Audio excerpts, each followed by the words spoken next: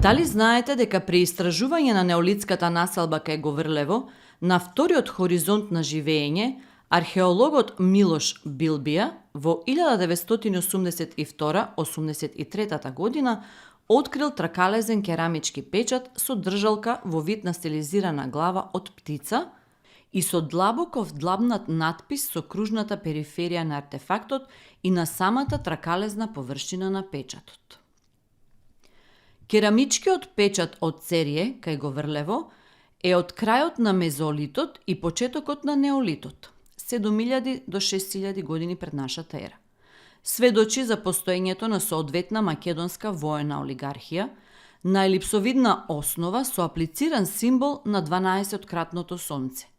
Композициски оформен во цик-цак линија, создава 12 триаголници со надпис од десно налево, дешифриран како салта со Бога сам.